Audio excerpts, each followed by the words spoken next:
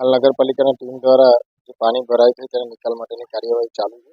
નગરપાલિકાએ આ પાણી જે ભરાતું હતું વર્ષો જૂનું, જેના કારણે નગરપાલિકા દ્વારા અંદાજિત 30 થી 32 લાખના ખર્ચે મરિયમ પાર્ક અને જલસંસાધન કેન્દ્ર ગટર નાખવાની કામગીરી પૂર્ણ કરેલ છે. પરંતુ છેલ્લા 24 કલાકની અંદર 7.5 ઇંચ જેટલો વરસાદ પડેલો હોય પાણી ભરાવાની સમસ્યા ઊભી થયેલી હતી. નગરપાલિકા દ્વારા ટૂંક જ સમયમાં આ સોસાયટીના પાણીના નિકાલ માટે અંદાજિત 8 થી 10 લાખના ખર્ચે પર્ટિક્યુલર આ સોસાયટી પૂરતી નવી લાઈન પણ લીધેલ છે. આગળ જે કંઈ નવું પુરાણ થયેલ છે, બિલ્ડર દ્વારા નવી બાંધકામ કરવાનું શરૂ કરેલ સોસાયટી, તેને પણ તાકીદે જાણ કરી પોતાની સોસાયટીની અંદર પોતાના ખર્ચે નવી પાઇપલાઇન તાત્કાલિક ધોરણે નાખવા સૂચના આપવામાં આવી છે. ત્યાં સુધી બિલ્ડર દ્વારા આ કામગીરી પૂર્ણ નહીં કરવામાં આવે ત્યાં સુધી નગરપાલિકા દ્વારા કોઈ પણ પ્રકારની પરવાનગી આપવામાં આવશે.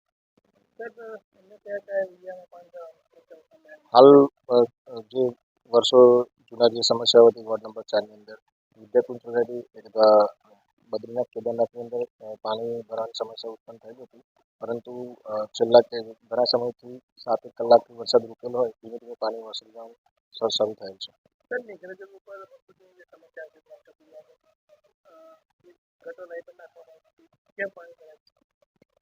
એ મોટાભાગનો વિસ્તાર નગરપાલિકા અને પંચાયતની જોઈન એરિયા હોય, નગરપાલિકા દ્વારા બનતા પ્રયત્નો કરવામાં આવી રહ્યા છે.